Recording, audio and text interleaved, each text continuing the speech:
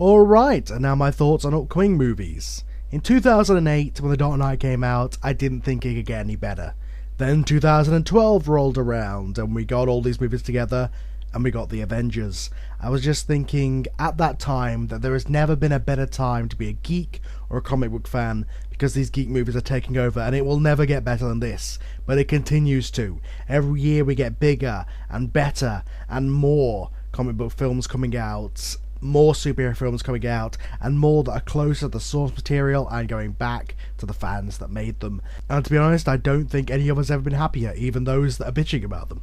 Now obviously Avengers 2, it's going to be great, it's going to be all these things, but the things that I review on this channel mostly are X-Men and Batman, and those are the things that I want to talk about the most, so I'm going to cover those two.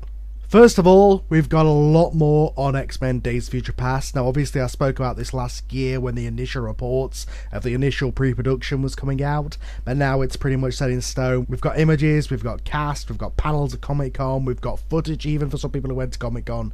Things are starting to be set in stone. I said then this is looking like it's going to be the ultimate X-Men movie, and that is absolutely what it's setting out to be. All the X-Men characters in one place, plus ones we haven't seen before. Now they're finally going to go ahead and do the stuff that we haven't seen in the movies before. They're going to go ahead and put all the characters together. They're going to go ahead and do the Sentinels, time travel, all this stuff that has been a big part of the X-Men comic books but has never been done on screen before.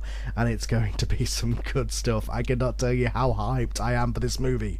My only worry, of course, critically, is that there's going to be too many characters. You've already got all the characters from the originals pretty much. You've already got most of the characters from First Class in the past. On top of that, you're now going to tell the Quicksilver story with him being Magneto's kid. Doesn't look like we're going to get a Scarlet Witch, but of course we might get that in Avengers. That's another story altogether. But we're going to get that, and on top of that we're getting Bishop, which makes sense for Days of Future Past, but wow, we're going to get Blink apparently, and other characters that may appear in cameos in the background.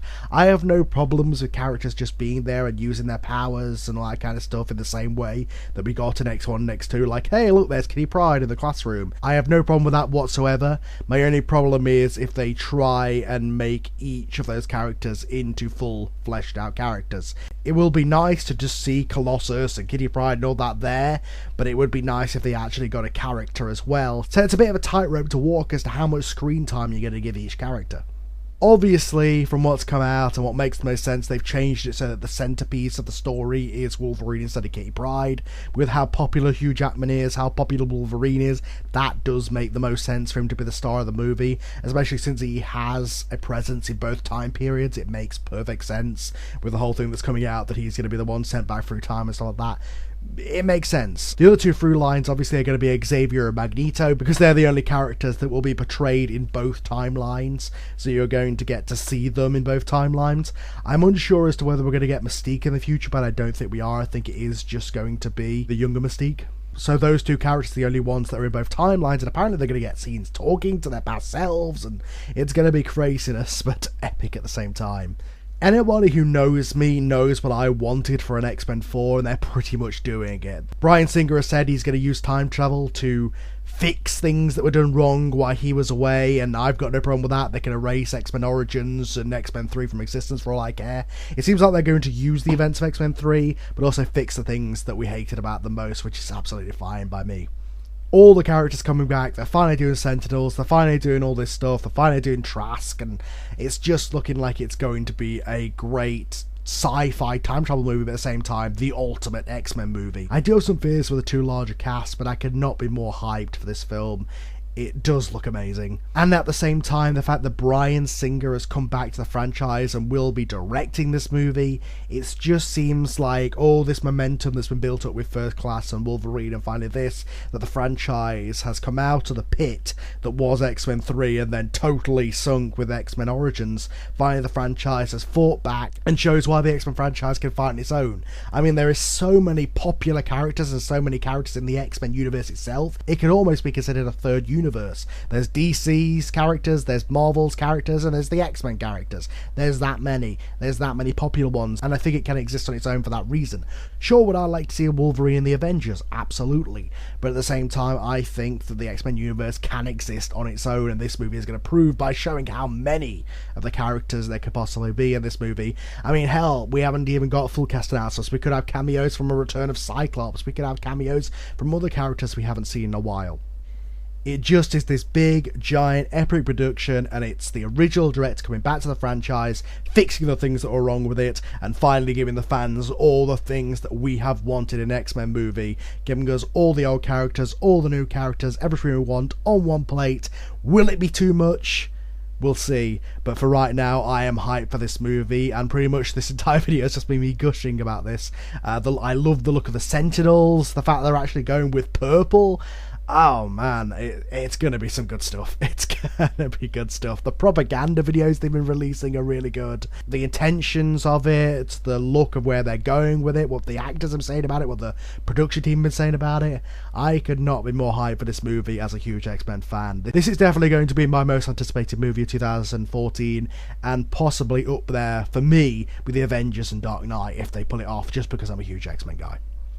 The other one, of course, is the huge announcement, and I think it said it all, that all they need to do was show that logo.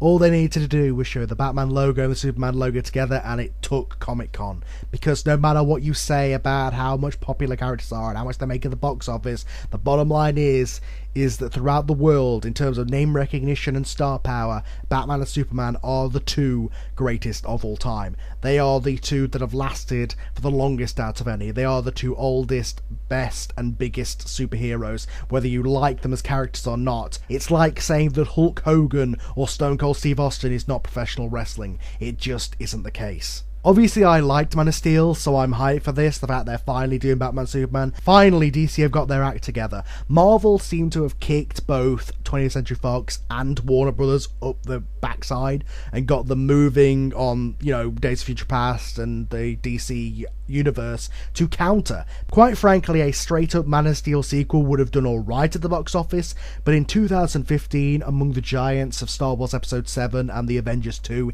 it would have absolutely been crushed. They had to put The Dark Knight in there. They had to make it an epic movie on this scale, and by doing so, not only have they made it so that Man of Steel can compete in 2015, I think they may have made it where that Man of Steel 2, Batman Superman, whatever we're going to call it, may actually take 2015 just because of the inclusion of The Dark Knight.